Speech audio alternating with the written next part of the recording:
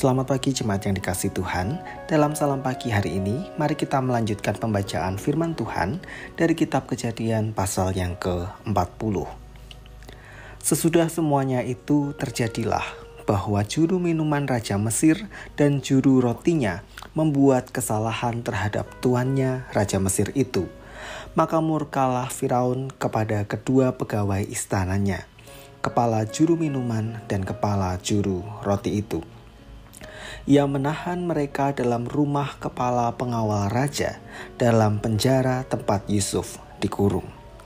Kepala pengawal raja menempatkan Yusuf bersama-sama dengan mereka untuk melayani mereka. Demikianlah mereka ditahan beberapa waktu lamanya. Pada suatu kali bermimpilah mereka keduanya, baik juru minuman maupun juru roti Raja Mesir yang ditahan dalam penjara itu. Masing-masing ada mimpinya pada satu malam juga, dan mimpi masing-masing itu ada artinya sendiri. Ketika pada waktu pagi Yusuf datang kepada mereka, segera dilihatnya bahwa mereka bersusah hati. Lalu ia bertanya kepada pegawai-pegawai istana Firaun yang ditahan bersama-sama dengan dia dalam rumah tuannya itu, "Mengapakah hari ini mukamu semuram itu?" Jawab mereka kepadanya, "Kami bermimpi, tetapi tidak ada orang yang dapat mengartikannya." Lalu kata Yusuf kepada mereka, "Bukankah Allah yang menerangkan arti mimpi? Ceritakanlah kiranya mimpimu itu kepadaku." Kemudian juru minuman itu menceritakan mimpinya kepada Yusuf, katanya, "Dalam mimpiku itu tampak ada pohon anggur di depanku.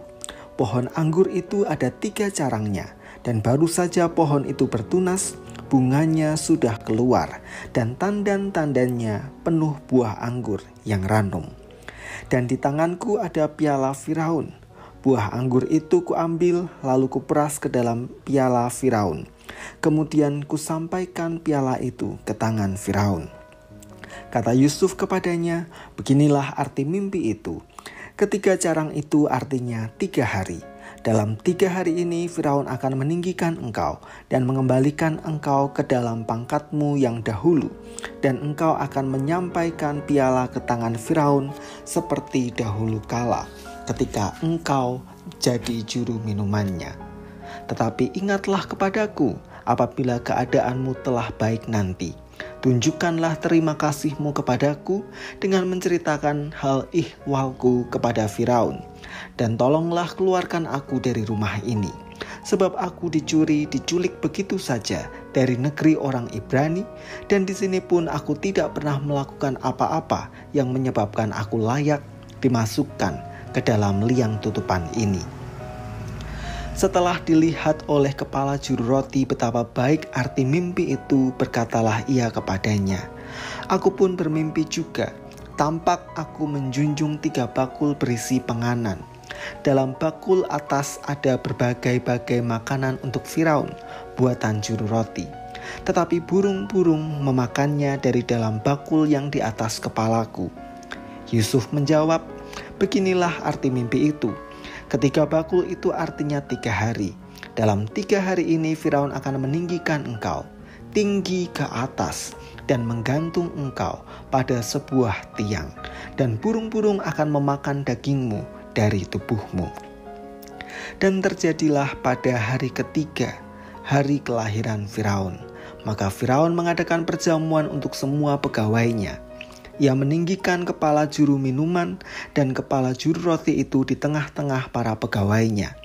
Kepala juru minuman itu dikembalikannya ke dalam jabatannya, sehingga ia menyampaikan pula piala ke tangan Firaun. Tetapi kepala juru roti itu digantungnya, seperti yang ditakbirkan Yusuf kepada mereka. Tetapi Yusuf tidaklah diingat oleh kepala juru minuman itu, melainkan dilupakannya. Saudara-saudara yang kasih Tuhan, setelah Yusuf difitnah oleh istri Potifar, ia dijebloskan ke dalam penjara, sehingga statusnya berubah dari orang kepercayaan Potifar tuannya menjadi seorang tahanan. Ketika ia di dalam penjara, ternyata ada orang-orang yang turut mengalami hal yang sama, yaitu kepala juru minuman dan kepala juru roti.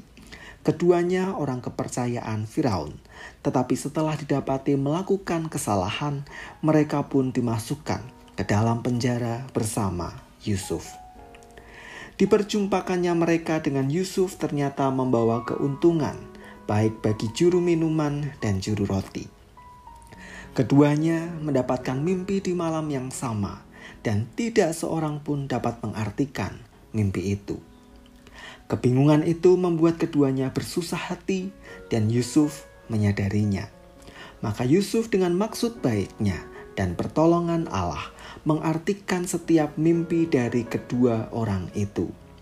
Juru minuman akan ditinggikan Firaun dengan mengembalikan pada jabatannya semula, sementara juru roti akan digantung mati.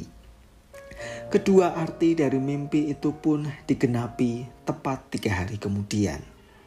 Namun rupa-rupanya sang kepala juru minuman yang mendapat pesan untuk membela Yusuf di hadapan Firaun tidak mengingat kebaikan Yusuf, bahkan melupakan pesan itu. Dari kisah ini mari kita belajar 2 hal. Yang pertama, ketika Tuhan mengizinkan kita mengalami persoalan dan pergumulan, ada kalanya Tuhan memakai situasi itu dengan memperjumpakan kita kepada orang-orang yang sesungguhnya memerlukan pertolongan kita. Seperti Yusuf yang dipenjara akibat fitnah istri Potifar, tetapi di dalam penjara itu ia diperjumpakan kepada kepala juru minuman dan kepala juru roti untuk mengartikan mimpi mereka. Yang kedua, kita belajar bahwa ternyata tidak semua kebaikan yang kita lakukan diingat oleh mereka yang menerima kebaikan itu. Seperti Yusuf yang kemudian dilupakan oleh kepala juru minuman. Akibatnya Yusuf tetap berada di dalam penjara, sedangkan sang kepala juru minuman kembali bebas, bahkan kembali menerima jabatannya. Kadang apa yang kita lakukan demi kebaikan orang lain tidak membawa dampak yang sama baiknya terhadap kita. Tetapi satu yang pasti, Tuhan tetap memperhatikan. Yusuf tidak dibebaskan oleh karena sikap balas jasa sang kepala juru minuman, tetapi ia dibebaskan oleh kuasa Tuhan yang memberinya kemampuan untuk menafsirkan mimpi. Dari sini, andalkanlah Tuhan ketika kita menghadapi pergumulan, dan tetaplah kerjakan hal-hal baik yang dipercayakan kepada kita dengan sepenuh hati, karena Tuhan pasti memperhatikan. Mari kita berdoa. Terima kasih Tuhan untuk firman yang kami renungkan pagi ini. Kiranya ini menolong kami untuk tetap setia kepada Tuhan dan setia mengerjakan hal-hal baik yang Tuhan percayakan kepada kami di tengah berbagai situasi dan pergumulan persoalan yang Tuhan izinkan kami hadapi. Kami menyerahkan aktivitas kami sepanjang hari ini. Kami mohon Tuhan menyertai dan memberkati kami. Di dalam nama Tuhan Yesus kami berdoa dan bersyukur. Amin.